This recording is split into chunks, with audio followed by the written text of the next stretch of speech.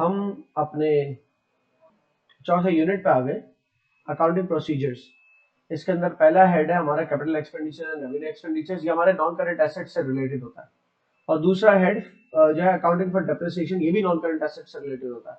मतलब पहला वाला ये बताने के लिए कि नॉन करंट एसेट्स अलग होते हैं और कंपनी के अंदर जो रनिंग एक्सपेंसेस होते हैं वो अलग होते हैं। ठीक है, ये भी इसके ऊपर हम काम इसके ऊपर शुरू करते हैं। सबसे पहले आप ये देखिए कि बिजनेस के अंदर जो सोर्सेज होती है पैसा आने की, ठीक है, इनफ्लो, और पैसा जाने की, आउटफ्लो।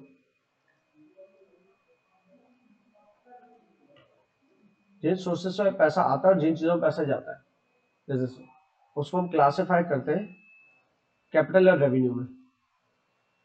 कैपिटल और रेवेन्यू, ठीक है। मतलब रेवेन्यू मतलब इनकम और कैपिटल मतलब कोई लॉन्ग टर्म इन्वेस्टमेंट। वैसे हम ओनर्स कैपिटल मतलब ओनर की लॉन्ग टर्म इन्वेस्टमेंट।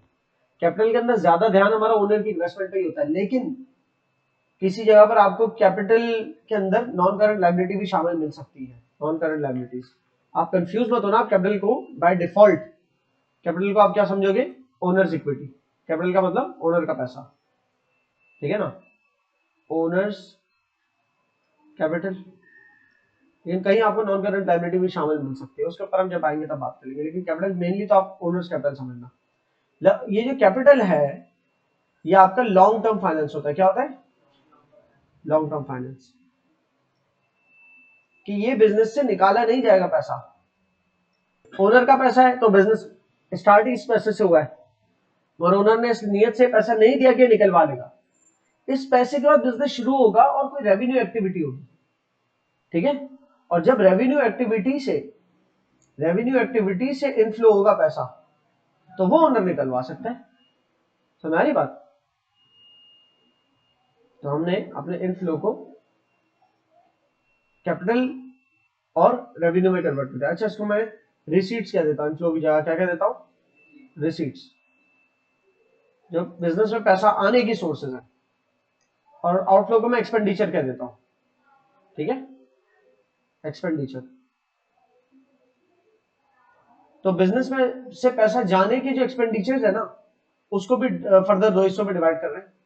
वो भी है कैपिटल एक्सपेंडिचर और रेवेन्यू एक्सपेंडिचर। कैपिटल एक्सपेंडिचर, इसको मैं अलग कलर के पेन से लिख लेता हूँ ताकि हम मिक्सअप ना कर दे चीजों को। इसको थोड़ा सा मैं आगे करके करता हूँ। एक्सपेंडिचर को डिस्ट्रीब्यूट किया हमने, कैपिटल एक्सपेंडिचर, और इसको कैपेक्स भी कहते हैं, और दूसरी category revenue expenditure.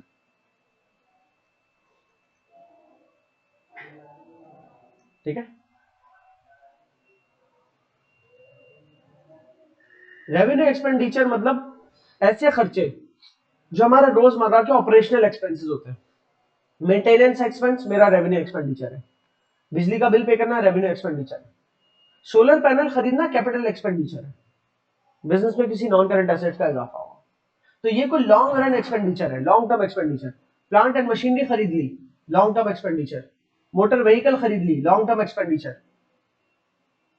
Motor vehicle में फ्यूल डलवाई, फ्यूल कॉस्ट, रोजमर्रा का खर्चा, ट्रैवलिंग एक्सपेंस कहलाता है। क्लियर हो रही है? तो सो फार हमें ये समझ में आया कि बिजनेस के अंदर पैसा आने की जो सोर्सेज है, लॉन्ग टर्म वगैरह ये जो लिखा हुआ है हटाता हूं, बस समझ में आ जाना चाहिए आपके। पैसा आने की जो सोर्सेज है वो लॉन्ग टर्म सोर्सेज है, कैपिटल, और रोज हमारी रेवेन्यू सोर्सेज के अंदर मैंने डिटेल नहीं दी लेकिन बताता हूँ। सेल्स, माल बेचना, वो रेवेन्यू सोर्स है ना रिसीट्स की। पैसा आने की जो रेवेन्यू के जरिए पैसा, जो इनकम के जरिए पैसा, मतलब माल बेच के आया, या कमीशन इनकम, किसी किस्म की कमीशन कमाया, ठीक है ना, या रेंट इनकम, क्या आपने अपने ऑफिस का, आपने अपनी फैक्ट्री का एक हिस्सा फालतू था रेंट पे दे दिया, रेंट इनकम। किसी किस्म की सर्विसेज आप देते हैं तो सर्विस इनकम, ठीक है ना।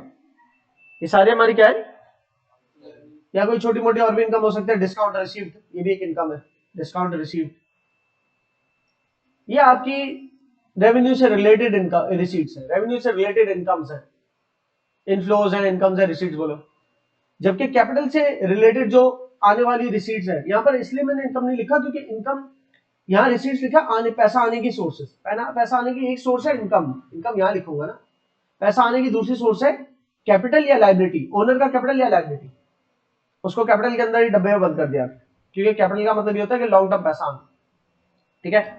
ओनर्स कैपिटल भी लॉन्ग टर्म होता है बिजनेस के लिए, नॉन करंट लायबिलिटी भी 4 5 6 8 10 साल के लिए होती है। मॉर्गेज है, मॉर्गेज की लोन ली, अगर फैक्ट्री आपने ली है उसके कागजात जमा करा दिए और अब वो फैक्ट्री खरीदने के, आपने फैक्ट्री खरीद ली, आपने लोन पे खरीदी, बैंक से लोन लिया, फैक्ट्री खरीद ली, अब फैक्ट्री के कागजात बैंक को जमा करा दिया और बैंक को सालाना प्रिंसिपल अमाउंट पे बैक कर रहे हो और इंटरेस्ट पे कर रहे हो उस लोन के ऊपर, ठीक है। तो ये आपका मॉर्गेज वाली एक लायबिलिटी, तो ये भी लंबी चलेगी, सही ना। तो ये जो पैसा आया लायबिलिटी की सूरत में, वो भी तो पैसा आया तो सही ना बिजनेस का, रिसीट तो है ना, ठीक है। लेकिन कौन सी सूरत की रिसीट है, क्या वो इनकम है हमारी? नहीं, वो कैपिटल साइड की है, सही है। बैलेंस शीट की फाइनेंस वाला जो सेक्शन है, नॉन करंट लायबिलिटीज का कह लो या फिर आपकी कैपिटल साइड कह लो, वहां से आया हुआ पैसा है, ठीक है। जबकि रेवेन्यू साइड से आए हुए पैसे वो सेल्स है, कमीशन इनकम है, रेंट इनकम, यहाँ से कमाया हुआ पैसा है, ठीक है। जबकि खर्च करने की बात करें तो खर्च भी आप दो तरह की चीजों पे कर रहे हो, एक वो जो लॉन्ग टर्म आपके एसेट्स हैं, लॉन्ग टर्म एसेट, देखो एसेट का मतलब पहले ध्यान में रखो क्या होता है। एसेट कोई ऐसी रिसोर्स जिससे बिजनेस बेनिफिट हासिल कर सके, एसेट क्या होती है? कोई ऐसी रिसोर्स जिससे कोई किसी किस्म का इकोनॉमिक बेनिफिट, किसी किस्म का वैल्यूएबल बेनिफिट हासिल कर सके। बेनिफिट हासिल कर चुके, कंज्यूम कर चुके, तो फिर वो एक्सपेंस हो गया, सही है ना। अब नॉन करंट एसेट को जब आप खरीद रहे हो तो वो तो साल साल हमें बेनिफिट देगा ना। तो ऐसा कोई खर्चा जो मेरे नॉन करंट एसेट को खरीदने में किया गया तो मेरा रेवेन्यू एक्सपेंडिचर नहीं कहलाएगा, कैपिटल एक्सपेंडिचर कहलाएगा। क्योंकि रेवेन्यू एक्सपेंडिचर पता है क्या होते हैं? Operational expenses. क्या होते हैं? डे टू डे एक्सपेंसेस होते हैं ये, ठीक है। ऐसा कोई भी खर्चा जो किसी नॉन करंट एसेट, जो कि एक साल से ज्यादा चलने वाला एसेट है, उसको जेर इस्तेमाल लाने के लिए किया जा रहा हर खर्चा, वो हमारा कैपिटल एक्सपेंडिचर है। जबकि ऐसा कोई भी खर्चा जो हमारे day to day operation of the business के लिए किया जा रहा है वो हमारा रेवेन्यू एक्सपेंडिचर है। अब किसी नॉन करंट एसेट को जेर इस्तेमाल लाने से मुराद क्या है? कैपिटल एक्सपेंडिचर और रेवेन्यू एक्सपेंडिचर को अलग करना जरूरी है। इस तरह कैपिटल रिसीट और रेवेन्यू रिसीट को भी अलग करना जरूरी है।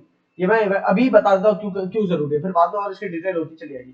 कैपिटल रिसीट और रेवेन्यू रिसीट को अलग करना इसलिए जरूरी है कि लेट्स सपोज ओनर ने बिजनेस में पैसा लगाया $20,000 का, ओनर ने बिजनेस में, मैं रिसीट्स के लिए येलो पेन यूज कर रहा हूं, ओनर ने बिजनेस में $20,000 लगाया, ये क्या है? कैपिटल रिसीट है, रेवेन्यू रिसीट। ओनर कुछ बात इसमें से ही पैसा निकलवा लेता है, तो ये तो पता है क्या बात हो गई? ये तो ऐसी बात हो गई कि आपने पैसा दिया कि मैं बिजनेस सजाऊं, बिजनेस को सजा लिया, अब कोई माल मैं बेचूं, उस माल से जो पैसा सारे ओनर ले जाए, नहीं भाई, इससे कॉस्ट तो अलग करने दो, आपसे प्रॉफिट लेके जाओ ना। लेकिन ओनर अगर वो जो माल बेच दिया, मैंने पहली दफा खरीदा तो ओनर के पैसों से $20,000, दूसरे दिन $20,000 का मैंने माल खरीद दिया और उस मैंने माल $25,000 का बेचा, तो उसूलन ओनर को मैक्सिमम लेके जाने चाहिए ना, $5,000 लेके जाने चाहिए जो प्रॉफिट है। ओनर 25,000 पूरे ले जाएगा, तो इसका मतलब वो रेवेन्यू रिसीट के साथ साथ कैपिटल रिसीट भी लेके चला गया, कि उसने जो लगाया था वो भी ले गया। क्लियर हो रही है? क्योंकि बिजनेस में 20,000 आए, 20,000 का माल खरीदा गया, वो बेचा तो 25,000 का बिका, 25,000 अब टोटल बिजनेस का पैसा है। अगर उन्होंने सारे के सारे ले गया तो बिजनेस चल नहीं सकता, दूसरा माल खरीदने के पैसे ही नहीं है। जरूरी, तो ओनर को भी तो बताना जरूरी है ना, अलग करके देना जरूरी है कि भाई ये आपका दिया हुआ पैसा है और ये हमारा कमाया हुआ पैसा है, ताकि जब ओनर लेके जाने लगे तो वो ये लेके जाए, वो ना लेके चला जाए, क्योंकि वो लेके चला गया तो बिजनेस बंद हो जाएगा। और ओनर ये भी 5,000 पूरे के पूरे ले गया ना अगर, तो बिजनेस चलता तो रहेगा, ग्रो नहीं करेगा। बिजनेस की ग्रोथ के लिए जरूरी है जो प्रॉफिट है उसमें से भी थोड़ा जमा करें। ओनर को कहेंगे आप $3,000 ले जाए, $2,000 जमा रहने दे, ताकि हम अगली दफा 22,000 का माल खरीदे और 30,000 में बेचे, फिर वो $8,000 का प्रॉफिट हो जाएगा। पहली दफा प्रॉफिट $5,000 का हुआ, दूसरी दफा $8,000 समझे। तो बिजनेस ग्रोथ के लिए ये जरूरी है कि जो ओनर ने पैसा दिया उसके बाद रेवेन्यू सोर्सेज से भी जो पैसा है वो भी थोड़ा कलेक्ट किया जाए, ये जरूरी है बिजनेस ग्रो करने के लिए। चलो ग्रो ना करो, जितना पैसा प्रॉफिट के तौर पे कमाए वो दे दो ओनर को, लेकिन स्टिल जो ओनर ने पैसा फर्स्ट टाइम इन्वेस्ट किया तो उसको तो रहने दो। और ये करने के लिए हमें अलग करना जरूरी है कि कैपिटल से पैसा कौन सा है और रेवेन्यू से पैसा कौन सा है। और खराब सिचुएशन सुनो, अगर मैं नहीं क्लासिफाई करूं उसको, एक बिजनेस है, उसके पास कैपिटल रिसीट जो भी है, कैपिटल रिसीट्स जो भी है, ओनर ने दिया $20,000 है और उधार लाइबिलिटीज पे लिया $10,000 है, तो टोटल कितनी हो गई कैपिटल रिसीट्स? $30,000। इस $30,000 का मैंने माल खरीदा और वो बेचा $35,000 का। कितने का बेचा? $35,000 का बेचा ना। तो $35,000 के हिसाब से देखा जाए तो रेवेन्यू रिसीट जो आपकी है वो कितनी है? $5,000 ऊपर है। अब बिजनेस के पास $35,000 हो गए, $30,000 तो वही कैपिटल रिसीट की सूरत में आए थे और उस $30,000 से माल खरीदा और बेचा, तो $35,000 का टोटल माल बेचा। जो 35,000 आए उसमें से 30 तो हटा दिए, वो किसके? कैपिटल रिसीट का, तो बाकी 5 बचे, वो क्या? वो प्रॉफिट। ओनर पैसे निकाले। अगर हम ये ना करें, अगर इस तरह क्लासिफाई ना करें और सीधा यूं कर दे कि ओनर गल्ला खोले बिजनेस का और देखे कितना पैसा है, सर आप जितना दे के गए थे $30,000 वही है, ठीक है ठीक है, फिर उस $30,000 का माल खरीद के बेचा और अब वो $35,000 का, फिर कुछ दिन बाद ओनर आया, कितना पैसा कर लिया, तो आपके पास अभी सारा माल बिक गया, $35,000 रखा है। ओनर इस $35,000 को लेके चला जाए तो बहुत बड़ी बुराई है। बिजनेस तो बंद होगा ही, लेकिन सिर्फ बिजनेस नहीं बंद होगा, लाइबिलिटी भी तो थी $10,000 की, वो कहां से पे करेंगे? ओनर तो सब ले गया, ओनर तो प्रॉफिट ले गया, जो बात है चलो ले गया, पूरे का पूरा ले गया, खैर है, ग्रो नहीं करेगा बिजनेस, लेकिन बिजनेस चल तो सके। ओनर अपना पैसा भी ले गया, लेकिन 20,000, चलो भाई एटलीस्ट उधार तो वापस कर दे, बिजनेस नहीं चल रहा लेकिन उधार तो वापस कर दे, लेकिन ओनर वो भी लेके खर्च कर गया जाके। तो अब जो उधारिया पैसा लेना है तो आपका गला पकड़ेगा अकाउंटेंट का कि भाई क्या किया अकाउंटेंट, हाँ ओनर को बुलाओ अपने, कहा है कह रहे भाई ये तो कंपनी है, आप ओनर को बुला रहे हैं, ये तो कंपनी है, ये तो लिमिटेड लायबिलिटी बिजनेस है, बिजनेस में जो पैसा है आप वही देख सकते हैं ज्यादा था, ओनर तो जो ले गया वो ओनर का पर्सनल हो गया, अब उसका क्या करेंगे? तो वो मुझे पकड़ लेगा कि आप एज एन अकाउंटेंट, ओनर खुद से तो पैसा लेके जा ही नहीं सकता, यकीनन आपने फाइनेंस डायरेक्टर आपने डिविडेंड के तौर पे दे दिया होगा उसको $35,000, तो मुझ पे केस हो जाएगा, डायरेक्टर पे केस हो जाएगा। ओनर खुद से कंपनी में लेके नहीं जा सकता ना, डिविडेंड की सूरत में जाएगा, कंपनी डिसाइड करती है कितना देना, तो आपने कैसे डिसाइड किया पूरा 35,000 ओनर को दे देना? मेरा गला पकड़ लेगा वो। क्लियर हो रही है? तो जनाब ऐसा नहीं करना है, इसीलिए हमें क्लासिफाइड रखना है ताकि पता चले कि हमारे पास कितना पैसा कमाया हुआ है। बाकी जो पैसा ये कमाया हुआ नहीं है, ये तो हमें विरसे में मिला, शुरुआत में मिला, ओपनिंग कैपिटल था ये तो हमारे लिए बिजनेस को स्टार्ट करने के बाद। क्लियर हो रही है? तो इसलिए डिफरेंस करना जरूरी है ना, उन्होंने सारा पैसा लेके चला जाएगा। अच्छा जी, कैपिटल एक्सपेंडिचर रेवेन्यू एक्सपेंडिचर को अलग करना भी क्यों जरूरी है, इसके ऊपर भी बात कर लेते हैं ब्लू पेन से। कैपिटल एक्सपेंडिचर रेवेन्यू एक्सपेंडिचर इसलिए करना जरूरी है कि कैपिटल एक्सपेंडिचर की हमारे साथ, हमारे पास कैपिटल एक्सपेंडिचर की असम्पशन ये जुड़ी हुई है, ये लॉन्ग टर्म एसेट्स होता है। तो अगर बिजनेस ने आज किसी प्लांट एंड मशीनरी को मंगवा के अपने बिजनेस में नस्ब करवाया, वो प्लांट एंड मशीनरी 10 साल तक चलने वाली है, और वो plant and machinery let suppose I है $5 लाख की, आपने इसको एक्सपेंस बोल दिया ना, आपने इसको कैपिटल एक्सपेंडिचर नहीं बोला, बल्कि आपने इसको ऑपरेशनल एक्सपेंस बोल दिया, या दूसरा नाम है ऑपरेशनल एक्सपेंस का रेवेन्यू एक्सपेंस। आपने इसको अगर रेवेन्यू एक्सपेंडिचर बोल दिया ना गलती से, तो आप इसको इनकम स्टेटमेंट में एक्सपेंस कह दोगे 5 लाख। हालांकि 5 लाख तो 10 साल तक चलने वाला है, एक चीज जो 10 साल तक चलने वाली है, आप उसका 10 साल तक बेनिफिट ले सकते हो ना, जिस चीज का 10 साल तक बेनिफिट ले सकते हो तो उसके एक्सपेंस को 10 साल में तोड़ो, सही है। अगर इसकी 10 साल बाद कबाड़ दाम जीरो, कोई वैल्यू ना हो, कबाड़ दाम 10 साल लाइफ देगा फिर जीरो हो जाएगा, फिर भी हर साल 50,000 का यूज होगा इस ज्यादा। अगर एक चीज 10 साल चलने वाली है, 5 लाख की चीज हो 10 साल तक चलेगी और 10 साल के बाद बिल्कुल खत्म हो जाएगी, तो 10 साल तक चलने वाली चीज 5 लाख की, वो हर साल 50-50 हजार की चलेगी ना। आप पहले ही साल 5 लाख तक उसको इनकम स्टेटमेंट में एक्सपेंस नहीं बना सकते, इसलिए हम उसको कैपिटल एक्सपेंडिचर में डालते हैं, इसलिए उसको हम कहते हैं ये नॉन करेंट एसेट है मेरा।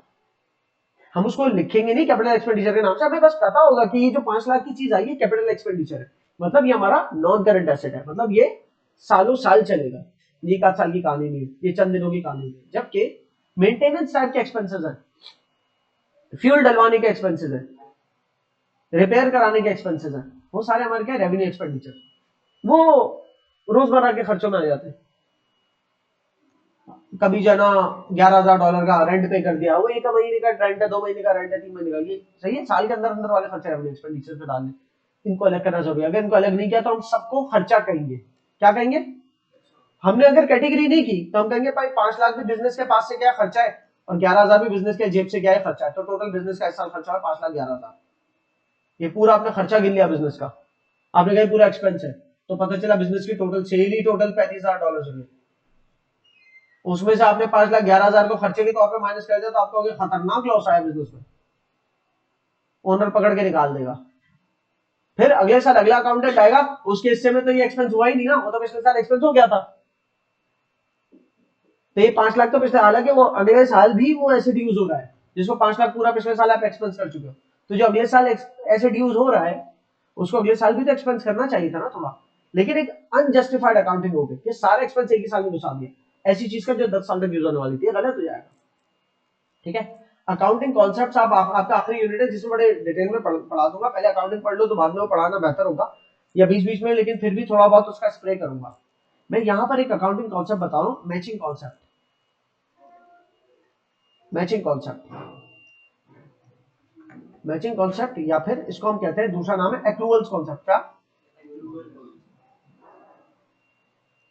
ठीक है, ये दोनों में से कोई भी नाम दे दो। मैं मैचिंग का लफ्ज फिलहाल यूज करना चाहूंगा क्योंकि वो वर्ड ऐसा ना मैच करने से निकला है, मैच करना। मैचिंग कॉन्सेप्ट कहता है अकाउंटिंग के अंदर कि ये आपका मिसाल के तौर पर अकाउंटिंग पीरियड है। ठीक है, और आपने कोई चीज खर्चा की है, मैं येलो लाइन से बता रहा हूं, आपने खर्चा किया है इतना,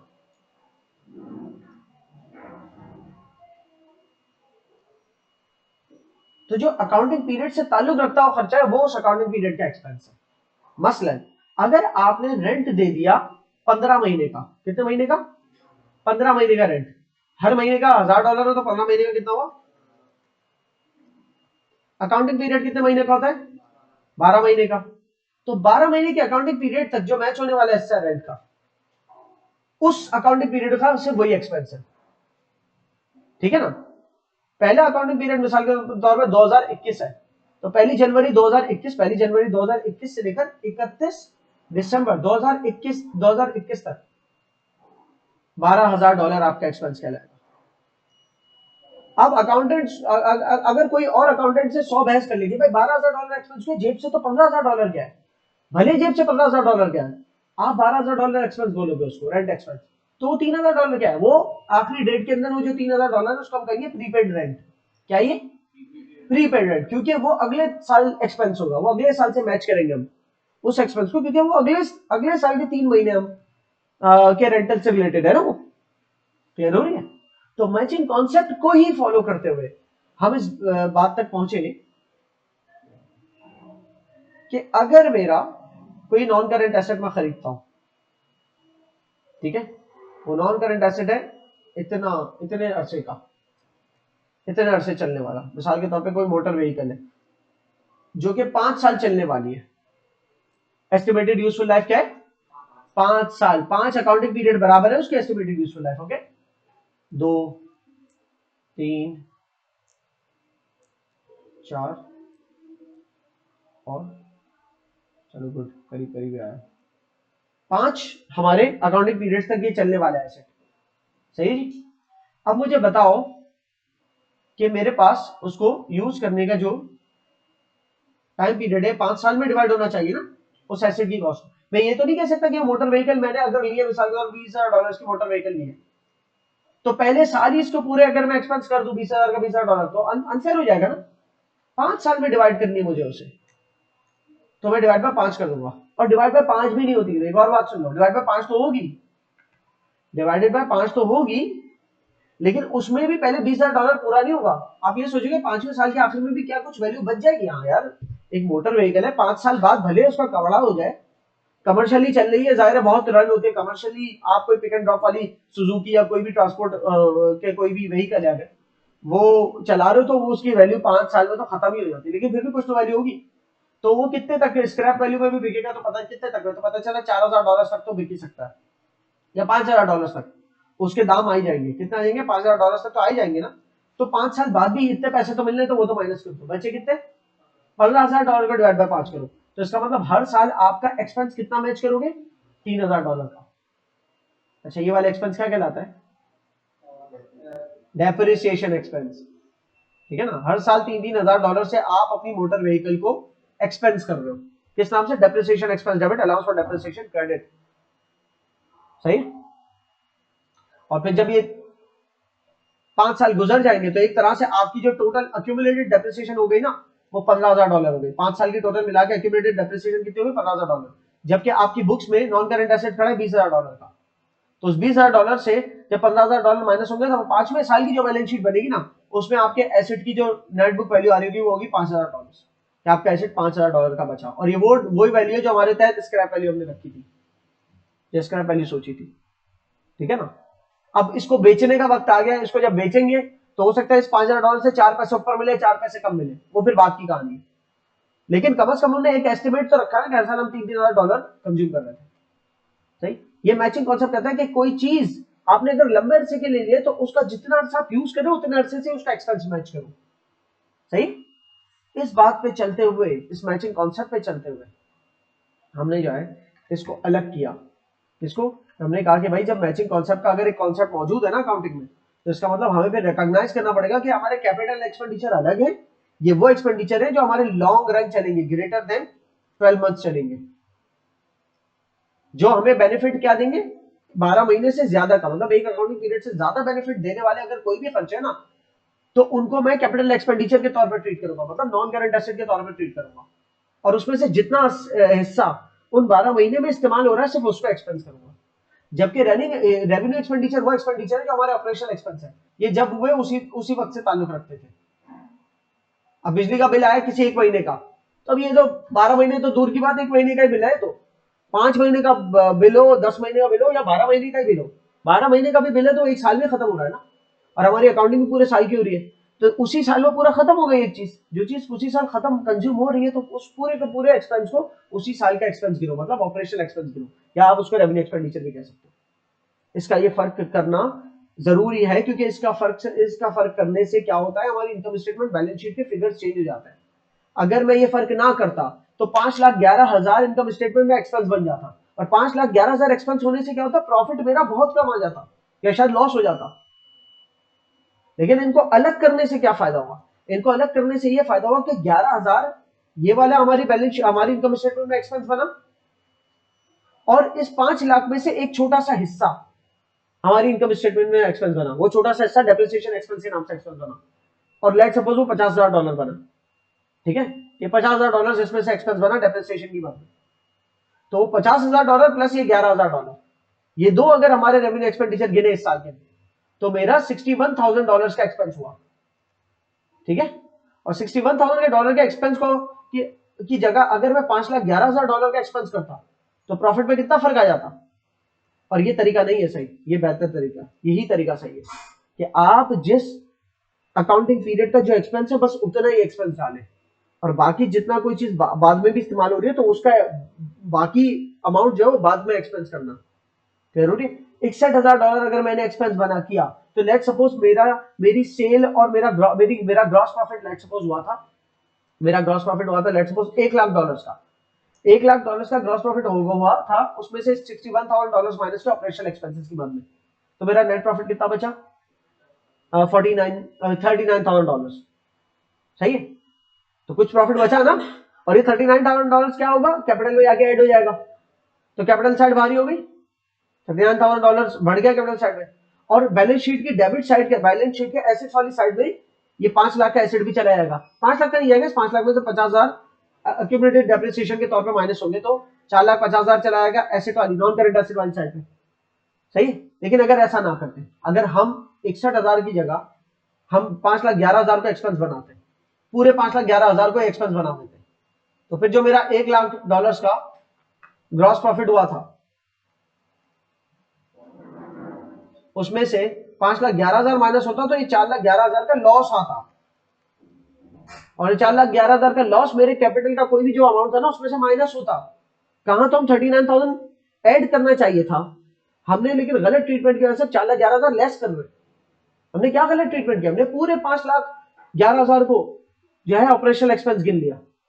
हमने देखा नहीं कि यार 5 लाख कैपिटल एक्सपेंडिचर है और उस 5 लाख में से सिर्फ 50,000 ऑपरेशनल एक्सपेंस है। हमने पूरा 5 लाख को ऑपरेशनल एक्सपेंस बना दिया, और प्लस हमारे 11,000 के दीगर और दूसरे खर्चे तो उनको भी ऑपरेशनल एक्सपेंस बनाया हुआ था। तो 5,11,000 का अगर ऑपरेशनल एक्सपेंस करते हैं तो लॉस मेरा आ रहा है कितना, 4,11,000, और लॉस मेरे कैपिटल को कम कर देगा। तो एक तरफ लॉस 4,11,000 से कम हो गया, और दूसरी तरफ मेरी बैलेंस शीट के एसेट साइड पे कोई एसेट ही नहीं गया, क्योंकि हमने एसेट बनाया ही नहीं ना। 5 लाख की चीज तो उसको तो एक्सपेंस कर दिया हमने। तो नॉन करंट एसेट में हमारे पास कोई मोटर व्हीकल, कोई भी प्लांट एंड मशीनरी शो ही नहीं हो रही, तो पूरे एक्सपेंस कर दिया आपने। हालांकि वो अगले साल प्लांट एंड मशीनरी इस्तेमाल होने वाला है, उसके अगले साल भी इस्तेमाल होगा, उसके अगले साल 10 साल तक इस्तेमाल होना था वो प्लांट एंड मशीनरी को। एक चीज जो साल इस्तेमाल हो रही है, हमारे नॉन करंट एसेट पर शो होनी चाहिए थी ना यार, लेकिन हमने क्या कर दिया, हमने उसको सारा एक्सपेंस कर दिया। तो ये गलती बहुत बड़ी गलती हो जाती है। इस गलती से बचने के लिए हमने कैटेगराइज किया अपने एक्सपेंडिचर को कि साल से ऊपर चलने वाले खर्चे, जो साल से ज्यादा बेनिफिट दे, इस तरह की चीज पे कोई खर्चा हो तो वो हमारा कैपिटल एक्सपेंडिचर है, और इस तरह का कोई खर्चा जो विद इन द ईयर ही खर्चा हुआ और with in the year he consume हो गया, वो हमारा ऑपरेशनल एक्सपेंस है, मतलब रेवेन्यू एक्सपेंडिचर है। ये क्लियर हो रही है? इस बात को समझते हुए हम अपने टॉपिक का स्टार्ट लेने लगे। Capital and revenue expenditure, capital and revenue expenditure and receipts, ये हमारा यूनिट 4 का पहला हेड है, ठीक है। तो सबसे पहले एक्सपेंडिचर्स की बात करते हैं। सबसे पहले हम कैपिटल एंड रेवेन्यू एक्सपेंडिचर्स की बात कर लेते हैं, उसके बाद हम बात करेंगे कैपिटल एंड रेवेन्यू रिसीट्स की, ठीक है। सबसे पहले कैपिटल एंड रेवेन्यू एक्सपेंडिचर्स की बात करते हैं। कैपिटल एक्सपेंडिचर रेवेन्यू एक्सपेंडिचर में फर्क क्या है, इनकी डेफिनेशन देखिए हुए। कैपिटल एक्सपेंडिचर वो खर्चे है, वो कॉस्ट है हमारी जो कि इनकर करता है बिजनेस, जो कि कॉस्ट पे करता है बिजनेस फॉर एक्वायरिंग, इंप्रूविंग और एक्सटेंडिंग, खरीदने के लिए, इंप्रूव करने के लिए, बढ़ाने के लिए किसी लॉन्ग टर्म एसेट को, मतलब लॉन्ग टर्म एसेट मतलब नॉन करंट एसेट को, किसी नॉन करंट एसेट को खरीदने के लिए जो खर्चा किया जाता है वो हमारा कैपिटल एक्सपेंडिचर है। अच्छा, इसमें सिर्फ खरीदना नहीं बोला, सिर्फ एक्वायरिंग नहीं बोला, इंप्रूविंग और एक्सटेंडिंग भी बोला है, ये मैं भी समझाऊंगा, ठीक है। और क्यों ये लॉन्ग टर्म चलेगा, और ये लॉन्ग टर्म कैसे चलेगा, मतलब इससे हमें एक्सपेक्टेशन है कि एक साल से ज्यादा, सालों साल हमें जो है इससे बेनिफिट्स मिलेंगे। जिस चीज से सालों साल बेनिफिट्स मिलेंगे, तो वो चीज जब खरीदा है, उस चीज को खरीदा, तो उस चीज के खरीद का जो भी प्राइस हमने पे किया है, उस प्राइस को हम ऑपरेशनल एक्सपेंस नहीं कहेंगे, कैपिटल एक्सपेंस कहेंगे। ये सालों साल चलने वाली चीज है, इस समय सालों साल जो है ना, सेवरल अकाउंटिंग पीरियड्स तक, कई अकाउंटिंग पीरियड्स तक इसका हमें बेनिफिट मिलता रहेगा। जबकि रेवेन्यू एक्सपेंडिचर्स क्या है, revenue expenditures are costs incurred, वो कॉस्ट जो कि हमारी day to day operational expenses के लिए की जाती है, सही है। ये डे टू डे एक्सपेंसेस हमारे लिए नेसेसरी होते हैं ताकि हम अपने बिजनेस को चला सके, मेंटेन कर सके, बिजनेस रन हो सके, क्लियर है। तो मोटर व्हीकल जो खरीदी, मोटर व्हीकल हमारा कैपिटल एक्सपेंडिचर है। उस मोटर व्हीकल में जो फ्यूल डालना है उसको चलाने के लिए, वो फ्यूल क्या है, रेवेन्यू एक्सपेंडिचर, क्योंकि वो उसको चलाने के लिए जरूरी है। और मोटर व्हीकल खुद जो आई है वो हमारा कैपिटल एक्सपेंडिचर है, क्योंकि उसकी यूजफुल लाइफ साल है हमारे पास, कई सालों तक चलेगी। तो कैपिटल एक्सपेंडिचर्स की कुछ मिसालें यहाँ पर लिखी हुई, नीचे भी लिखी हुई है, यहाँ पर भी लिखी हुई है, ऊपर भी कुछ मिसाल लिखी हुई है। परचेजिंग अ न्यू बिल्डिंग, नई बिल्डिंग खरीदी। कल तक इसको नॉन करंट एसेट कह रहे थे ना, इसको नॉन करंट एसेट ही कहना, बस जहन में पता होना चाहिए कि इसका दूसरा नाम कैपिटल एक्सपेंडिचर भी है, ये बड़ा खर्चा है हमारा। बाइंग मशीनरी, या फिर making significant improvements to an existing asset, इससे मुराद क्या है, अब समझना। ये वाली बात को अभी 1 मिनट के लिए मैं पॉज करके पहले तो समझ लिया ना, बिल्डिंग नई खरीद लो, गाड़ी नई खरीद लो, प्लांट एंड मशीनरी नया खरीद लो, जो साल साल चलने वाला है, तो हमारा क्या है, कैपिटल एक्सपेंडिचर है। खरीदना तो कैपिटल एक्सपेंडिचर समझ में आ गया, उसको इंप्रूव करने वाली बात मैं अभी बताता हूँ। अच्छा, रूटीन की जो रिपेयर्स है या मेंटेनेंस है, कि हमारा जो हमने खरीदी है मोटर व्हीकल, वो साफ सुथरी रहे, उसका ऑयल चेंज होता रहे, उसमें पेट्रोल डलता रहे, यू नो, उसका टायर पंचर हो तो पंचर रिपेयर हो जाए, ये सारे रनिंग एक्सपेंसेस है। ये क्या है, हमारे ऑपरेशनल एक्सपेंसेस या रेवेन्यू एक्सपेंडिचर। इस तरह एम्प्लॉयज को जो सैलरीज दे रहे हैं महाना, यूटिलिटी बिल पे कर रहा है महाना, रेंट दे रहे हैं महाना, ये सारा क्या है, रेवेन्यू एक्सपेंडिचर है, क्लियर है। ये हमारी रेगुलर रोजमर्रा वाली कॉस्ट है। इनकी अकाउंटिंग ट्रीटमेंट अलग अलग होती है। कैपिटल एक्सपेंडिचर की अकाउंटिंग ट्रीटमेंट अलग होती है, रेवेन्यू एक्सपेंडिचर की अकाउंटिंग ट्रीटमेंट अलग होती है। कैपिटल एक्सपेंडिचर की अकाउंटिंग ट्रीटमेंट क्या होती है कि इनको टिपिकली, मतलब आमतौर पे इनको हम बैलेंस शीट में रिकॉर्ड करते हैं। आमतौर पे हटा दो, मतलब बैलेंस शीट में ही रिकॉर्ड करते हैं। इनको बैलेंस शीट में रिकॉर्ड करते हैं और इनको डेप्रिशिएट करते हैं। इनका कौन सा वाला हिस्सा इनकम स्टेटमेंट में जाता है, जो हर साल डेप्रिशिएट हो रहा है ना, जितना जितना, बस वो इनकम स्टेटमेंट में जाता है, जबकि एसेट पूरे का पूरे अपनी वैल्यू से कहां रहता है, बैलेंस शीट के अंदर रहता है। उसकी जो पूरी की पूरी वैल्यू है जितने का खरीदा था उसमें से अक्यूमुलेटेड डेप्रिसिएशन माइनस होकर नेट बुक वैल्यू लिखते हैं बैलेंस शीट के अंदर। क्लियर? ये इसकी अकाउंटिंग ट्रीटमेंट। जबकि रेवेन्यू एक्सपेंडिचर की ट्रीटमेंट क्या है? रेवेन्यू एक्सपेंडिचर जितने भी हमारे वो सारे एक्सपेंस के तौर पे ट्रीट किए जाते हैं इनकम स्टेटमेंट के अंदर।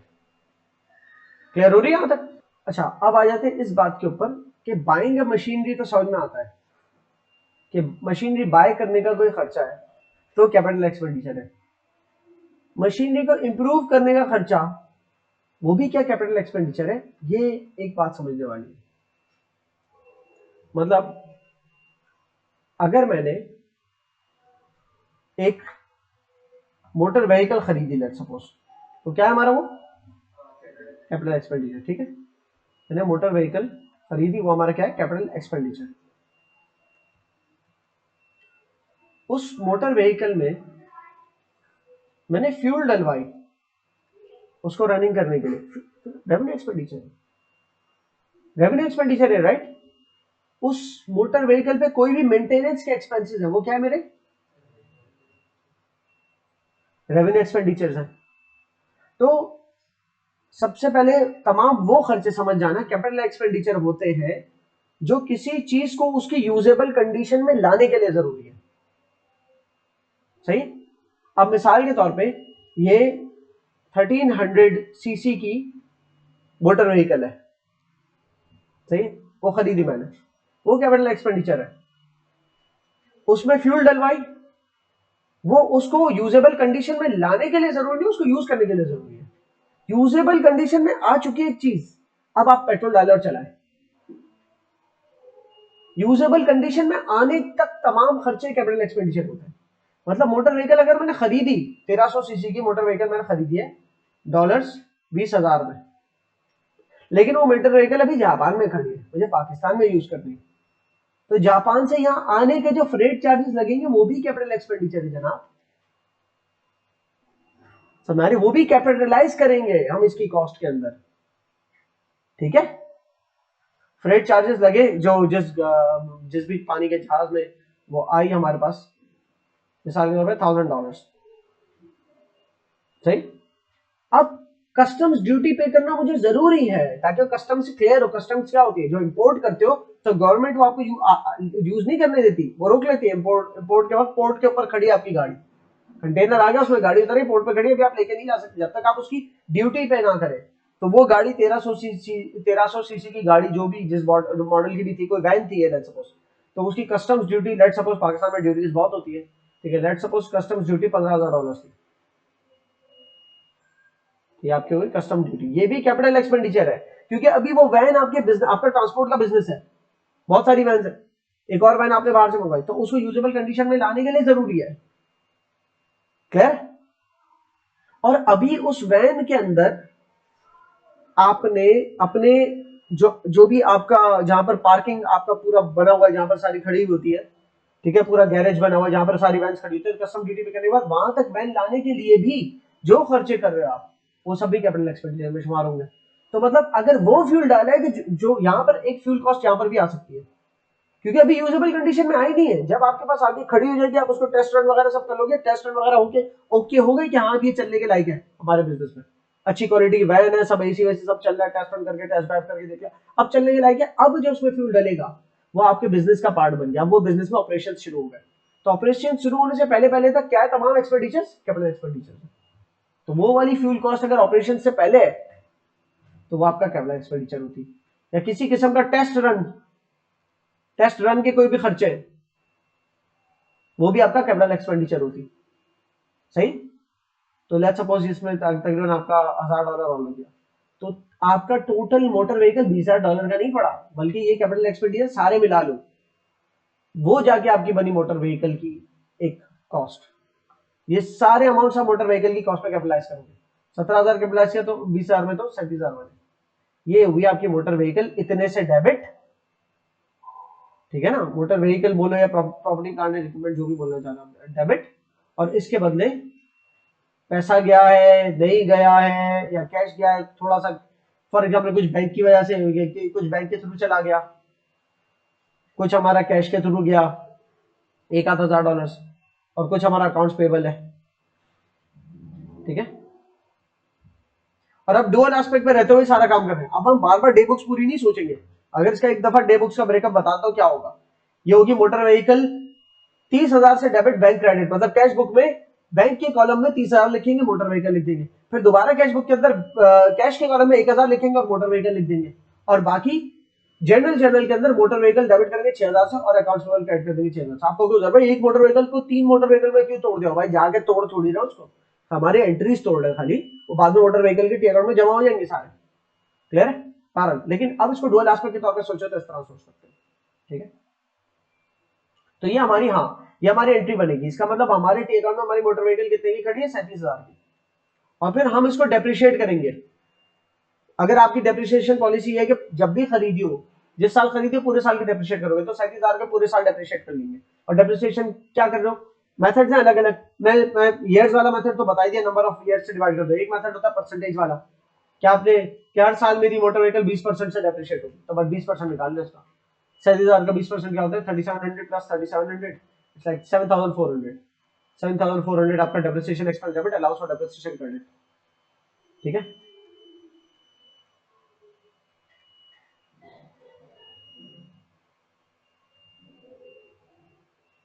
7,400 से। और फिर क्या होगा, इनकम स्टेटमेंट में ये डेप्रिसिएशन एक्सपेंस चला जाएगा और ये allowance for depreciation balance sheet में जाएगा। और बैलेंस शीट कुछ, बैलेंस शीट का एक्सट्रैक्ट दिखा रहा हूँ, छोटा सा पीस दिखा रहा हूँ। बैलेंस शीट का नॉन करेंट साइड पे कुछ इस तरह से नजर आएगा हमें। मोटर व्हीकल नजर आएगा 37,000 का की, और उसमें से 7,400 माइनस होते हुए नजर आएंगे अक्यूमुलेटेड डेप्रिसिएशन के नाम से। ठीक है ना, अक्यूमुलेटेड डेप्रिसिएशन किसके, मोटर व्हीकल के, उसके नाम से। ठीक है, तो हमारे पास नेट बुक वैल्यू आ गई 29,600। ये मोटर व्हीकल की नेट बुक वैल्यू है। नेट बुक वैल्यू मतलब डेप्रिसिएशन होने के बाद, माइनस होने के बाद वाली वैल्यू, ये हमारी बैलेंस शीट की वैल्यू कहलाती है। लेकिन इस तरह से हर दफा ये कुछ ना कुछ माइनस होती रहेगी, और उसके बाद जो भी हमारा नेट बुक वैल्यू निकलती है हर दफा चेंज होती रहेगी नेट बुक वैल्यू 12। तो ये आपको मैंने ट्रीटमेंट एक बता दी क्या होने वाली है मोटर व्हीकल की। अब दोबारा जरा ऊपर आ जाते हैं। हम उस मोटर व्हीकल में पूरे साल जो फ्यूल डलवा रहे हैं वो क्या है हमारा, वो रेवेन्यू, उसको हम ट्रैवलिंग एक्सपेंसेस में डालेंगे, फ्यूल कॉस्ट में डालेंगे, क्योंकि वो ऑपरेशंस के दौरान उसका पंचर बन रहा है, तो क्या है, रिपेयर्स है, एक तरह के रिपेयर एक्सपेंस है।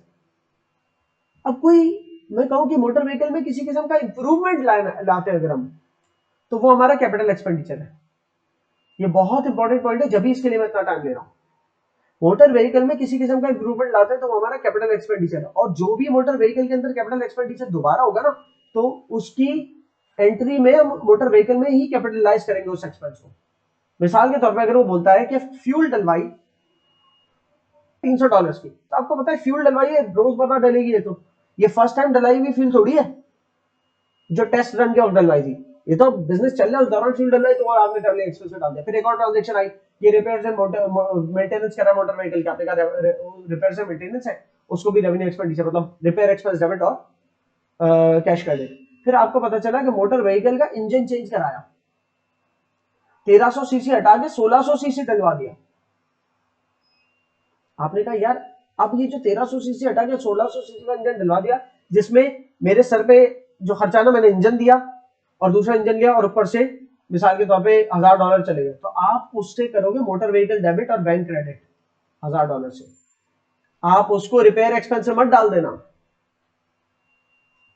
समझ आ रही है, क्योंकि आपने मॉडिफाई करा दी, आपने इंप्रूव करा, जो नॉन करंट आपके पास एसेट था उससे ज्यादा बेहतर कर दिया उस एसेट को। तो किसी चीज को अगर इंप्रूव कर रहे हैं उसकी करंट पोजीशन से, सही है, उसकी करंट पोजीशन से उसको इंप्रूव कर रहे हो, हमारा कैपिटल एक्सपेंडिचर है। बिल्डिंग के मेंटेनेंस हो रही है, हर साल मेंटेनेंस होती है, सफाई होती है, सफाई सुथराई होती है, कलर होता है, थोड़ा बहुत पैच वर्क हो जाता है, हल्का फुल्का भी कलर हो रहा है, ये सारा हमारा रेवेन्यू एक्सपेंडिचर होता है, ऑपरेशन। लेकिन बिल्डिंग में एक फ्लोर और खड़ा कर दिया, वो आपने एक्सटेंड किया उसको, वो क्या हमारा कैपिटल एक्सपेंडिचर, सही है। इसी तरह बिल्डिंग बन गई, कैपिटल एक्सपेंडिचर, उसमें पेंट करवा रहे, कैपिटल एक्सपेंडिचर है, revenue expenditure. First time paint करा रहे, कैपिटल एक्सपेंडिचर। उसके बाद वेयर एंड टेयर हो रहा है, तो थोड़ा बहुत टचअप्स लगते रहते हैं, वो क्या है, एक्सपेंडिचर। तो हम जो रिपेयर्स एंड मेंटेनेंस वाला की मद में अगर बिल्डिंग में कुछ भी करवा रहे हैं तो वो हमारा रेवेन्यू एक्सपेंडिचर में आ रहा है। अब आप इस बात को समझना गौर से, तो मैं बताने लगा, अक्सर ये लाइनों का सहारा लेता हूँ कुछ चीज समझाने के लिए। मिसाल के तौर पे एक रेड लाइन है, ठीक है, इनफैक्ट ये लाइन नहीं है, मैं आप इसको अज्यूम करें कि हमने कोई एसेट खरीदा है, उसकी वर्थ है ये, एक एसेट खरीदा है जो हमें मिला भी, मिसाल के तौर पे इतने का मिला था वो एसेट। गाड़ी की मिसाल लेता हूँ, जो गाड़ी की मिसाल चली थी उसकी मिसाल लेता हूँ। वो गाड़ी हमने कुछ ली थी $20,000 की, सही ना, समझे, $20,000 की गाड़ी ली थी वो, 20K। फिर उसमें कुछ है ना, उसको लाने में कुछ खर्चा हुआ, ड्यूटी देने में खर्चा हुआ, करते करते $37,000 की गाड़ी पड़ी वो, ठीक है। अब ये जो गाड़ी है, मैं आपसे पूछूं रिपेयर्स एंड मेंटेनेंस जो मैं करवाता हूँ गाड़ी के, वो क्या गाड़ी को इंप्रूव नहीं करते? इस सवाल के जवाब दो। रिपेयर्स एंड मेंटेनेंस कराता हूं जब मैं, तो वो किसी चीज को इंप्रूव नहीं करते क्या? किसी खराब चीज को वापस सही करते हैं, करीब आंसर तो एग्जैक्ट ये जुमला सही नहीं है। रिपेयर्स एंड मेंटेनेंस पता है क्या करते हैं? ये 37,000 की वैल्यू वाली चीज थोड़ी अपनी परफॉर्मेंस में डाउन आने लगी ना, तो उसको दोबारा वहीं पर लाके खड़ा करते हैं जो उसकी ऑप्टिमल पोजीशन थी, उससे ऊपर नहीं लेके चले आते। गाड़ी का अगर टायर पंचर हो गया तो वैल्यू डाउन, मतलब उसकी यूसेज कम हो गया ना, उसकी यूटिलिटी कम हो गई, तो पंचर रिपेयर करने से दोबारा वो अपनी यूजेबल कंडीशन में आ गई। ये कैपिटल एक्सपेंडिचर नहीं है, रेवेन्यू एक्सपेंडिचर है।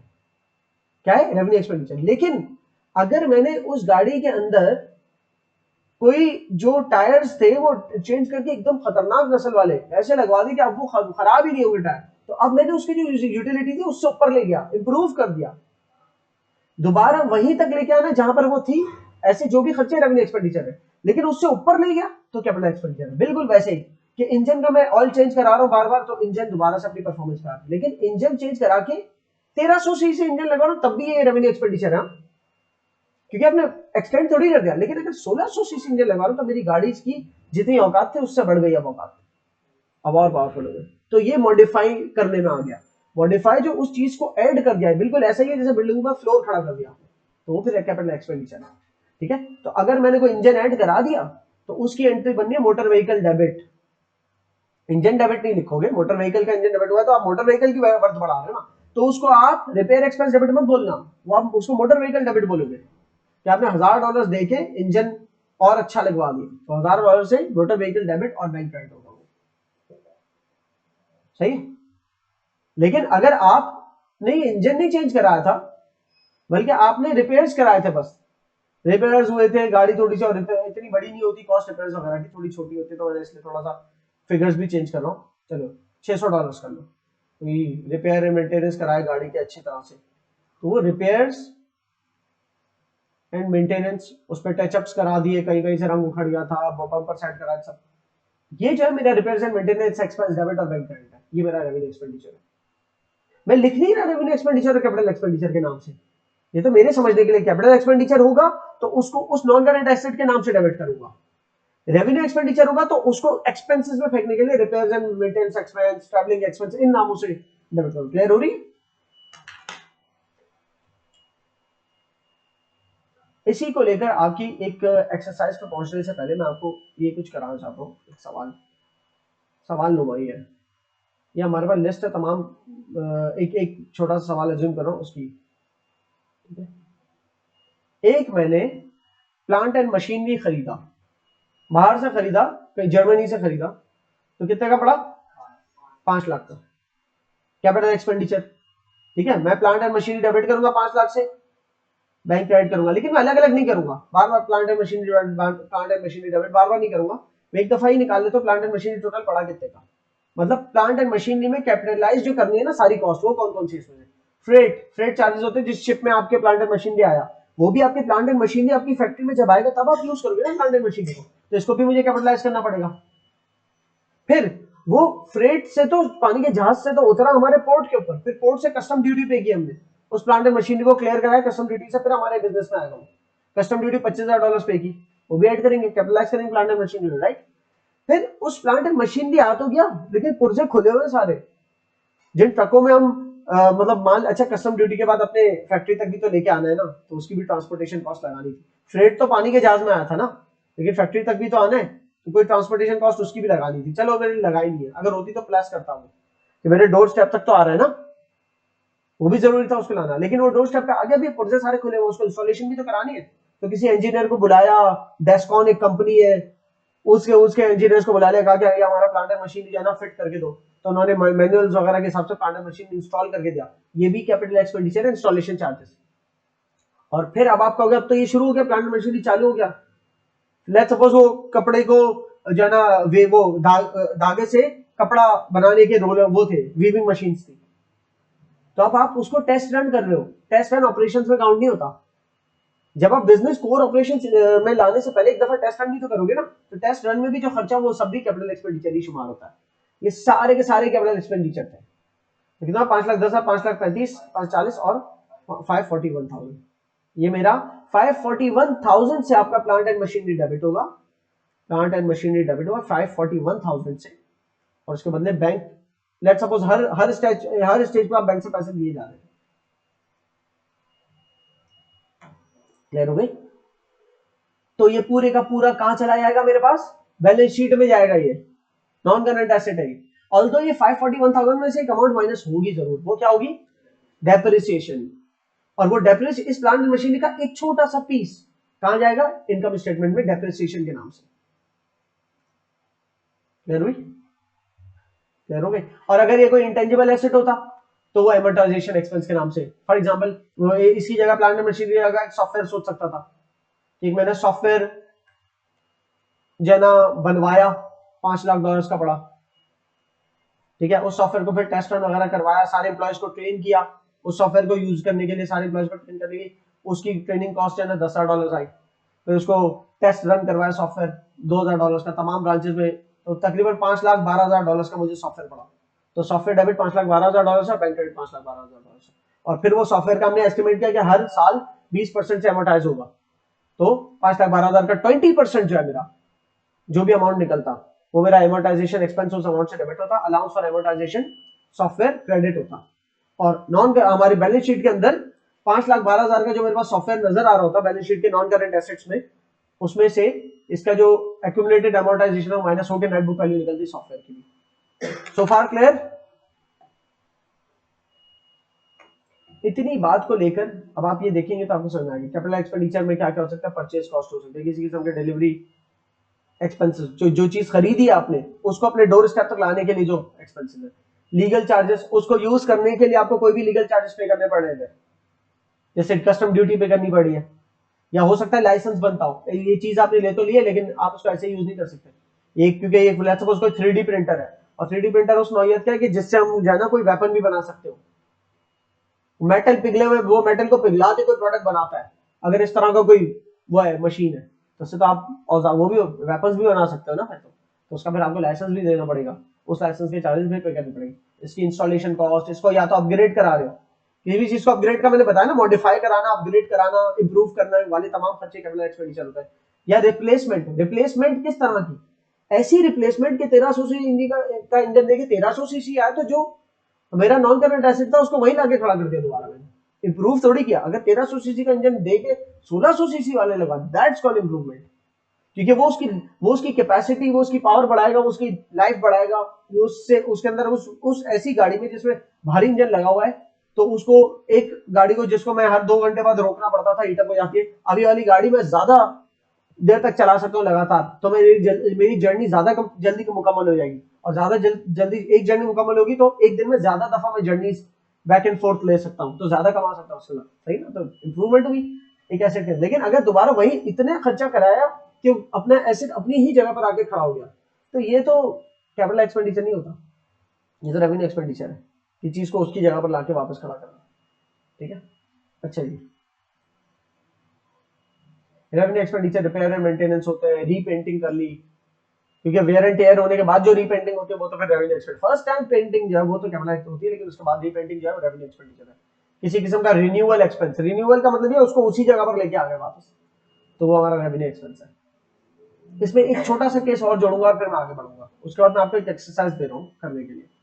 छोटा सा केस क्या जोड़ रहा हूँ कि अगर मिसाल के तौर पर आपकी गाड़ी आई पोर्ट के ऊपर, कस्टम क्लियरेंस वगैरह करा दी, वो सारे चार्जेस आपने दे दिए, वो क्या सारे कैपिटल एक्सपेंडिचर हो गए, और अब आप उसको अपने गैराज तक लेके आने के लिए जो फ्यूल डलवा रहे हो वो भी आप कैपिटल एक्सपेंडिचर ही समझो, क्योंकि अपने गैराज से फिर ऑपरेशन शुरू करोगे ना।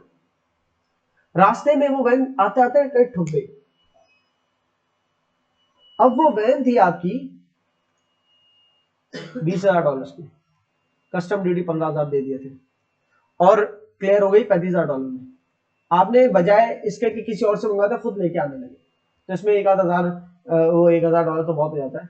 $100 का आपने फ्यूल डलवाया कि अभी अपने वहां तक तो ले जाओ, गैराज तक तो ले जाओ, $35,100 की अभी तक हो गई है। अभी वहां से निकली, रास्ते में ठुक गई। रास्ते में ठुक गई तो $35,000 की चीज जो है वो ठुक गई गैराज आने से पहले। अब वहीं से बनवाने गए, $5,000 लग गए उसको बनवाने में। अब वो गैराज में आई दोबारा, अब वो पहली दफा गैराज में आई, अब यहां से उसका रनिंग स्टार्ट हुई। तो जो $5,000 जो गए वो क्या है?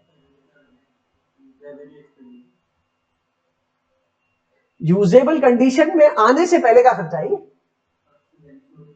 वैल्यू थोड़ी बड़ी है, लेकिन हाँ ये बहुत जरूरी है समझना यहाँ पर कि यार ये तो हाँ ये तो हमारा वो वाले डैमेज एक्सपेंसेस में जाना चाहिए, भाई वो 5,000 मेरा रिपेयर्स एक्सपेंस के अंदर जाएगा। क्योंकि अगर उस 5,000 को आपने स्पेंड कर दिया तो आप कह रहे हो कि मेरी गाड़ी तो 40,000 की हो गई, वाह। आप और खतरनाक ठोकते और 20,000 लगा दे तो आप कहते मेरी गाड़ी 55,000 की हो गई। क्लियर हो रही है बात? समझ में आई ना? ये 40 की नहीं हुई है भाई, 35 की, बल्कि दरअसल तो इसकी 35 से भी गिर गई होगी वैल्यू, क्योंकि मेजर एक्सीडेंट कार होती है ना वो उसकी वैल्यू गिर जाती है। लेकिन चलो उसको रिपेयर एंड एक्सपेंस में डाला, आपकी तो यही रही। क्लियर हो रही है बात? ये कैसे ही छोटा सा पीस था ऐड करने के लिए। So you have to do this exercise, जिसमें आपको लाइन से 28 एक केसेस दिए हुए हैं, आपको बताना है कि ये सी है या आर है, मतलब कैपिटल एक्सपेंडिचर है या रेवेन्यू एक्सपेंडिचर है। क्लियर है? ये डेफर्ड रेवेन्यू को छोड़ देना, डीआर को छोड़ देना, बस सी और आर की तरफ ध्यान देना। सी है या आर है? परचेज ऑफ बिल्डिंग क्या है? सी। तो इस तरह से लाइन आपको करना है, सही है?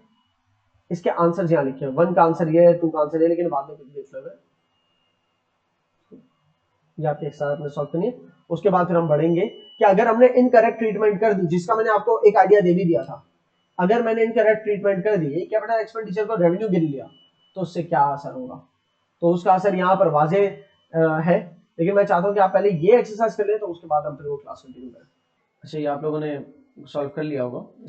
इसमें हो सकता है कुछ मुख्तलिफ आंसर्स हों, जैसे 16 है heavy marketing expenditure incurred on launching a new product. Marketing expenditure इनकर किया, ये R/C लिखा है, ये R/C नहीं होगा, ये R ही होगा कि प्रोडक्ट लॉन्च करो, उसकी मार्केटिंग है, सीधी सीधी मार्केटिंग एक्सपेंस है, ऑपरेटिंग एक्सपेंस है, या रेवेन्यू एक्सपेंडिचर है 16 वाला। ठीक है, इसी तरीके से purchase of new tyres for an old motor car, अगर हमने ओल्ड मोटर कार खरीदी है और टायर लगवाए हैं, ठीक है, तो फिर ये कैपिटल एक्सपेंडिचर होगा कि हमने फर्स्ट टाइम ऑपरेशंस में लाने से पहले, लेकिन एक ऑपरेशंस में चल रही है मोटर कार पहले से और उसमें टायर डाले नए, तो ये रेवेन्यू एक्सपेंडिचर है। और यहाँ पर कहीं नहीं लिखा कि न्यूली परचेज मोटर कार, एक न्यूली परचेज की है कोई सेकंड हैंड मोटर कार, अभी अभी खरीदी है और उसको ऑपरेशंस में लाने से पहले नए टायर डाले। अगर ये लिखा होता तो ऑपरेशंस में आने से पहले के एक्सपेंडिचर्स का हिस्सा होता, वो फिर वो हमारा कैपिटल एक्सपेंडिचर होता। लेकिन यहाँ पर एक मतलब वाज़ह है कि एक ओल्ड मोटर कार, पुरानी चल रही व्हीकल, उसके सब टायर्स खरीदे, तो ये टायर्स खरीदने से एक टायर ना पंचर होते होते होते फिर एकदम खत्म हो जाता है टायर, फिर उसको दोबारा से मतलब दूसरा टायर लेना पड़ता है, वो दूसरा टायर उसको उसी वैल्यू पे दोबारा लेके आ रही चीज को। क्लियर है? ये ऐसा ही है जैसे 1300 सीसी इंजन कार है, चलते इंजन इतना वेट डाउन हो गया कि दोबारा से इंजन लिया 1300 सीसी लिया, तो दोबारा उसको उसी परफॉर्मेंस पे लेके आने के लिए। लेकिन परफॉर्मेंस मॉडिफाई ऐसा थोड़ी कि टायर ये कोई बाहर निकला हुआ गाड़ी से कोई एक्सटेंड कर दिया टायर मैंने, या 4 टायर वाली व्हीकल के अंदर 6 टायर लगा दिए तब जाके फिर, हाँ, या फिर 4 टायर वाली व्हीकल है उसमें 5वां या 6ठा स्पेयर व्हील खरीद लिया उसके लिए, वो फिर कैपिटल एक्सपेंडिचर होता कि we added something on top. लेकिन ये बहुत ही डेप्थ में जा रहे हैं, इतने का काम नहीं है। और effect on profit of incorrect treatment, अगर हमने गलती से किसी रेवेन्यू एक्सपेंडिचर आइटम को कैपिटल एक्सपेंडिचर बना दिया या कैपिटल एक्सपेंडिचर आइटम को रेवेन्यू एक्सपेंडिचर बना दिया, तो ट्रीटमेंट में क्या मसला होगा, मिसाल के तौर पे कैपिटल एक्सपेंडिचर आइटम है, उसको अगर मैंने रेवेन्यू एक्सपेंडिचर बना दिया तो पूरे का पूरा वो कैपिटल एक्सपेंडिचर जो था नॉन करंट एसेट वो एक्सपेंस में चला जाएगा, जिससे उस साल का प्रॉफिट बहुत ही कम आएगा। इसके अलावा उस कैपिटल एक्सपेंडिचर को अगर हमने इनकम स्टेटमेंट में फेंक दिया रेवेन्यू एक्सपेंडिचर बना के, तो फिर बैलेंस शीट में वो नॉन करंट एसेट की जगह पर भी नहीं आएगा। तो एक ऐसा एसेट जो एसेट में आना चाहिए था, जो कि हम यूज करेंगे सालों सालों, उसको पूरे का पूरा आप एक्सपेंस आउट कर दोगे तो अकाउंटिंग ट्रीटमेंट में हो जाएगी, right? Something like that here. If a company treats a capital expenditure as revenue expenditure, then its profit, और जब प्रॉफिट की बात हो रही है तो यकीनन इसमें कैपिटल भी आप समझ जाओ, क्योंकि प्रॉफिट कैपिटल को बढ़ाता है ना, तो इसलिए then it's profit and capital will be understated. अगर एक कैपिटल एक्सपेंडिचर वाले आइटम को आपने ऑपरेटिंग एक्सपेंस बना दिया तो उसकी वजह से आपके प्रॉफिट्स और कैपिटल कम हो जाएंगे, क्योंकि आपने एक्सपेंस में डाल दिया इतना बड़ा item. And assets will also be understated, और एसेट्स भी अंडरस्टेट हो जाएंगी, जिसकी मिसाल यहां पर दी गई। जैसे कि एक मोटर व्हीकल $20,000 की परचेज की गई, ठीक है?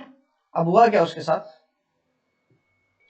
एक मोटर व्हीकल है जो $20,000 की परचेज की गई, इसकी हमारी मोटर व्हीकल डेबिट होनी चाहिए इस 20,000 के अमाउंट से, और 20,000 से बैंक क्रेडिट होना चाहिए। तो बैंक तो आपने क्रेडिट कर दिया, चलो अपनी जगह पर है, पैसा तो गया जेब से। गलती से मोटर व्हीकल की जगह ट्रैवलिंग एक्सपेंस अगर आप डेबिट कर दोगे तो आपने क्या कर दिया, एक capital expenditure non current asset को आपने एक्सपेंस बना दिया, आपने उसका रेवेन्यू एक्सपेंडिचर बना दिया। तो क्या किया आपने, आपने ट्रैवलिंग एक्सपेंस, पहले तो सही ट्रीटमेंट देख लो, इस तरफ सही ट्रीटमेंट है। सही ट्रीटमेंट क्या होती, कोई भी ग्रॉस प्रॉफिट आ रहा होता है, सपोज क्या हुआ ग्रॉस प्रॉफिट, ठीक है ना, उस ग्रॉस प्रॉफिट में से सिर्फ डेप्रिसिएशन माइनस हो रहा होता है। डेप्रिसिएशन माइनस हो रहा है मतलब क्या, यकीनन आपने उस मोटर व्हीकल को मोटर व्हीकल के तौर पे रखा हुआ है और उसकी डेप्रिसिएशन खाली माइनस की है। लेकिन गलती से मोटर व्हीकल को अगर आप पूरे का पूरा एक्सपेंस बना देते, और गलती से ट्रैवलिंग एक्सपेंस आप अगर उसको डेबिट कर देते ट्रैवलिंग एक्सपेंस के नाम से, हालांकि मोटर व्हीकल खरीदी है, एक दफा का सफर थोड़ी था वो, तो आपने गलती से लेकिन ट्रैवलिंग एक्सपेंस के नाम से डेबिट कर दिया, तो फिर इनकम स्टेटमेंट में ट्रैवलिंग एक्सपेंस $20,000 का चला जाएगा। तो अगर $15,000 का कोई ग्रॉस प्रॉफिट हुआ था, उसमें से $20,000 माइनस करो तो लॉस आ जाएगा $5,000 का, सही? फिर इससे फर्दर कहां फर्क पड़ेगा, ये तो इनकम स्टेटमेंट है, फर्दर मजीद फर्क कहां आएगा, बैलेंस शीट के ऊपर आएगा फर्क।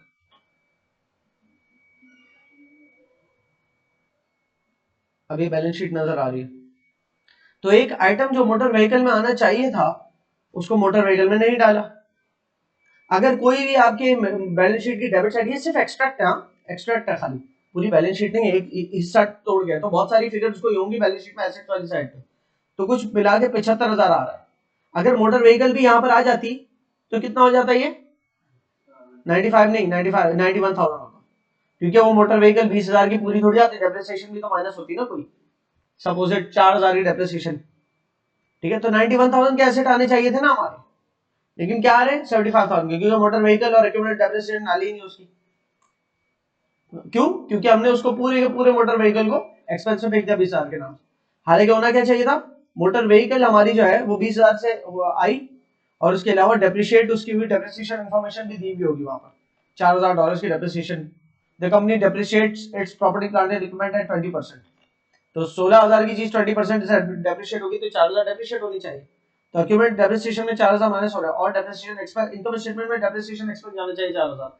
तो अगर जो भी ग्रॉस प्रॉफिट इनकम स्टेटमेंट में हो रहा था, करेक्ट ट्रीटमेंट ये होती 15,000 के ग्रॉस प्रॉफिट में से 4,000 डेप्रिसिएशन माइनस होती, 11,000 बचता प्रॉफिट, ये करेक्ट ट्रीटमेंट होती है। और वो प्रॉफिट कहां चला आता, कोई भी हमारे पास कैपिटल आ रहा होता है, लेट्स सपोज 80,000, तो उसमें वो 11,000 ऐड होकर 91,000 हमारी इक्विटी साइड भी हो जाती, ठीक है? लेकिन हमने गलती से क्या किया, हमने 20,000 पूरे का पूरा माइनस कर दिया, तो 15,000 ग्रॉस प्रॉफिट में से 20,000 गया तो 5,000 लॉस बना, और हमारा अगर 80,000 का लेट सपोज अब क्या वो आ रहा था कैपिटल, उसमें से 5,000 का लॉस माइनस करो तो 75,000 हमारी इक्विटी साइड है। क्लियर हो रही है? तो ये गड़बड़ हो सकती है कि अगर आपने किसी एक कैपिटल एक्सपेंडिचर आइटम को रेवेन्यू एक्सपेंडिचर कंसीडर कर दिया, ठीक है? दी अदर वे अराउंड, उसमें भी जाहिर मसला आएगा, अगर किसी रेवेन्यू एक्सपेंडिचर को कैपिटल एक्सपेंडिचर बना दिया, आने जाने की फ्यूल कॉस्ट है, उसको आपने मोटर व्हीकल के नाम से डेबिट कर दिया, अगर तो नॉन करंट एसेट्स में फजूल में वो फ्यूल कॉस्ट बन के पूरे साल एक मोटर व्हीकल खड़ी हो जाएगी, हालांकि आपके पास कोई एसेट है नहीं मोटर व्हीकल के नाम से। क्लियर है? तो दोनों तरफ से मसला है, आपने इसीलिए रिकॉग्नाइज करके लेके चलना होता है, क्योंकि कैपिटल एक्सपेंडिचर और रेवेन्यू एक्सपेंडिचर को अगर रिकॉग्नाइज नहीं किया अलग अलग तौर पे, वो किसी कॉलम बना के रिकॉग्नाइज नहीं करते, आपकी जर्नल एंट्रीज के वक्त आप उन नामों से लिखते हो कि वो वाले नाम पे टी अकाउंट में उन्हीं नामों से जाएं, और वो वाले नामों से हमें पहचान हो कि हम उनको बैलेंस शीट में लेके जाना चाहते हैं या इनकम स्टेटमेंट में। तो अगर आपने ट्रैवलिंग एक्सपेंस के नाम से जर्नल एंट्री बना दी तो फिर वो नेचुरली कहां चला जाएगा, वो हमारे इनकम स्टेटमेंट में चला जाएगा। लेकिन अगर मोटर व्हीकल के नाम से उसको रिकॉर्ड किया तो हमारी बैलेंस शीट में जाएगा, राइट। और इसको फर्क करना इसलिए जरूरी है। अच्छा, तो इफेक्ट ऑफ इनकरेक्ट ट्रीटमेंट यहाँ पर आपको वही जो ऊपर हुआ हुआ है उसको थ्योरी के अंदर थ्योरेटिकली लिखा हुआ है। Capital receipts versus revenue receipts, जिस तरह हम एक्सपेंडिचर करते हैं, खर्चे करते हैं, उसमें हमने बताया कुछ ऐसे होते हैं नॉन करेंट एसेट खरीद ले वो वाले खर्चे, और कुछ होते हैं जो हमारे रनिंग एक्सपेंस वाले खर्चे होते हैं। तो ये पैसा जाने वाली है, इसी तरह पैसा आने वाले मैंने बिल्कुल शुरू में बताया था। इनफ्लो भी दो डायमेंशन से होता है, एक आपकी इनकम एक्टिविटी से होता है कि आप जो बिजनेस चल रहा है आपका, बिजनेस के रोज डे टू डे रनिंग की वजह से जो कमाते हो वो एक तरह की आपकी इनकम्स है, इनफ्लोज है आपके पास। और दूसरा क्या है, पैसा कहां से आ सकता है बिजनेस के अंदर, ओनर पैसा दे सकता है या लाइबिलिटीज के जरिए पैसा आ सकता है। तो रिसीट्स हमारी यहाँ एक दफा आसानी के लिए, रिसीट्स हमारी या तो इनकम्स के जरिए हो सकती है, या इसको रेवेन्यू रिसीट्स हो सकती है, या फिर हमारे नॉन करंट लाइबिलिटी या ओनर के कैपिटल के जरिए हो सकती है। लेकिन ये नॉन करंट लाइबिलिटी या ओनर्स कैपिटल जो है दोनों को कैपिटल रिसीट्स कहता है और इसको रेवेन्यू रिसीट्स कहता है, ठीक है। सेल की रेवेन्यू रिसीट, कमीशन कमाया रेवेन्यू रिसीट, एक्स्ट्रा स्पेस था वो रेंट आउट कर दिया rent income revenue receipt, services दे के कुछ कमाया सर्विस इनकम रेवेन्यू रिसीट। तो इन तमाम इनकम से जो बिजनेस में पैसा फ्लो हो रहा है वो रेवेन्यू रिसीट है, ओके। और जो तमाम ऐसी रिसोर्स है, बैंक लोन, ये नॉन करंट लायबिलिटी, तो ये कैपिटल रिसीट में शुमार होगी, बैंक लोन। इसी तरह मॉर्गेज की कोई बड़ी लोन ले ली, वो भी कैपिटल रिसीट्स में है। ओनर ने पैसा या शेयर्स हमने इशू किए, शेयर्स कैपिटल, ये कैपिटल रिसीट है, ठीक है। ओनर ने पैसा इन्वेस्ट किया, ये सारी कैपिटल रिसीट्स है। ये लॉन्ग रन रिसीट्स है और ये बिजनेस को चलाने के लिए होती है। इन रिसीट्स के जरिए बिजनेस के ऊपर पैसा लगे, वाले इन सोर्सेज से जब भी पैसा आता है ना तो बिजनेस को रन करने के लिए पैसा लगता है। ऐसा नहीं कि इन सोर्सेज से पैसा बिजनेस में आया और ओनर वो पैसा लेके चला गया। ओनर ये वाला पैसा लेके नहीं जाता बिजनेस से, ये तो लगाया जाता है कि बिजनेस खुले, बिजनेस चले, बिजनेस बढ़े। ये वो पैसा होता है जो ओनर लेके जा सकता है, ठीक है ना, जो ओनर डिविडेंड्स की सूरत में या ड्राइंग की सूरत में लेके जा सकता है। और ये भी पूरा नहीं लेके जाता, इसमें भी कोशिश क्या करता है कि अगर प्रॉफिट जो हुआ है ना, इसमें मतलब जो भी प्रॉफिट का हिस्सा होता है, टैक्सेस वगैरह माइनस करके जितना पैसा ओनर लेके जा सकता है, लेकिन वो भी पूरा ओनर प्रैक्टिकली स्पीकिंग नहीं लेके जाता, वो उसमें कुछ रन देता है, रिटेन रन देता है, ताकि वो जमा करता पैसा बिजनेस लगा के और ज्यादा फिर ग्रो हो सके, क्लियर है। वरना ग्रो होने के लिए अगर मिसाल के तौर पे प्रॉफिट से आपने रिटेन नहीं किया, मिसाल के तौर पे आपकी इनकम टोटल हुई $200,000 बिजनेस की पूरे साल, उसमें से सारे expenses, cost of goods sold और सारे ऑपरेटिंग एक्सपेंसेस, टैक्स माइनस करने के लिए हमारे तकरीबन $1,40,000 माइनस हो गए, ठीक है, सारे एक्सपेंसेस थे। तो अब बचा प्रॉफिट कितना, $60,000।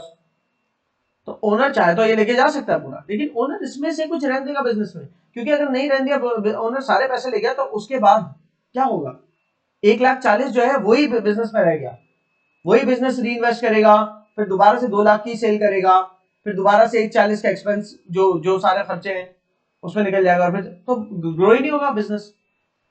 तो फिर बिजनेस को ग्रो होने के लिए आगे जाके क्या मसला आएगा, बिजनेस कहेगा ओनर से कि आप पैसा इन्वेस्ट करते हो और ग्रो, तो इससे तो ओनर यही कर ले कि पैसा बिजनेस से पूरे तौर पे ना निकलवा ले शुरू के कुछ साल, ठीक है, ताकि वो बिजनेस में पैसा रिटेन रहे और बिजनेस ग्रो भी हो सके।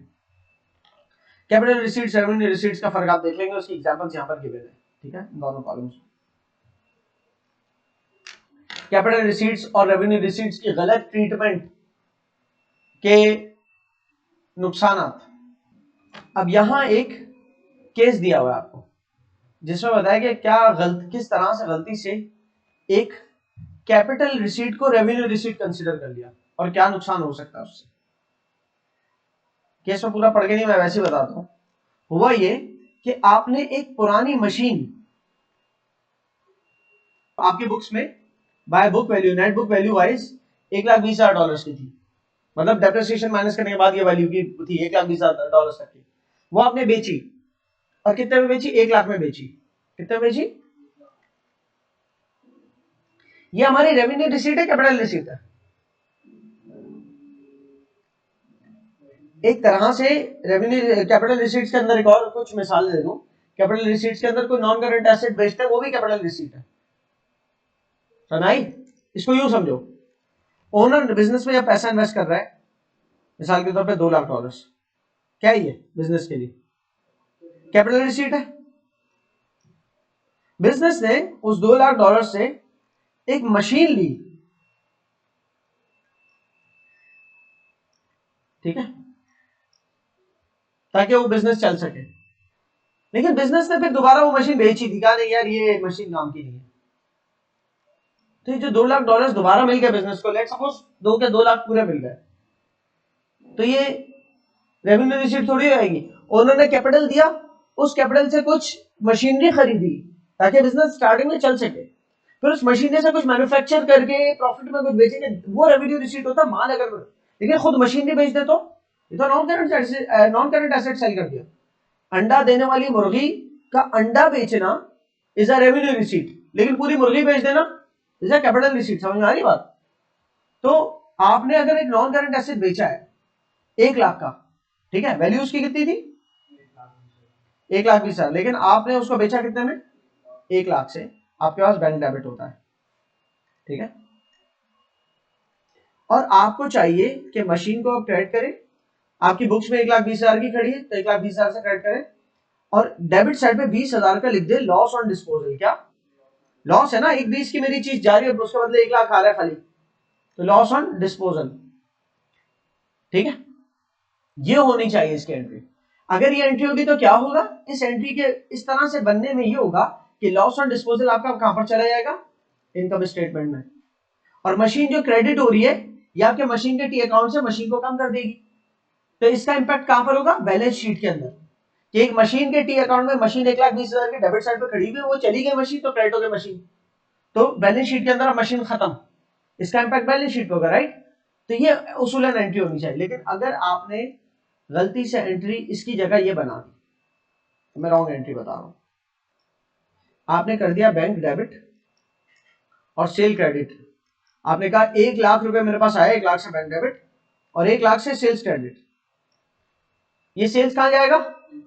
इनकम स्टेटमेंट में, क्या बन के? रेवेन्यू बन के, तो आपका प्रॉफिट ओवरस्टेट कर देगा, ये प्रॉफिट को ओवरस्टेट कर देगा, राइट, क्योंकि सेल बन गया वो, और बैलेंस शीट में बेचारी मशीन खड़ी की खड़ी रह जाएगी, क्योंकि मशीन क्रेडिट ही नहीं हुई, तो मशीन अपने टी अकाउंट में वैल्यू वाइज खत्म ही नहीं हुई, तो मशीन 1,20,000 से कैरी डाउन होगी टी अकाउंट में और ट्रायल बैलेंस में जाएगी और बैलेंस शीट में चली जाएगी, तो मशीन फजूल में खड़ी हुई टी अकाउंट में ट्रायल बैलेंस से बैलेंस शीट तक चली जाएगी और बैलेंस शीट में मशीन फजूल में खड़ी रहेगी, हालांकि मशीन तो कब की बेच चुके, और उसके बरक्स सेल्स के अंदर आपने एज अ रेवेन्यू शो किया हुआ इसको, क्लियर हो रही है? तो ये एक रॉन्ग ट्रीटमेंट हो जाती है। इससे नुकसान क्या होता है?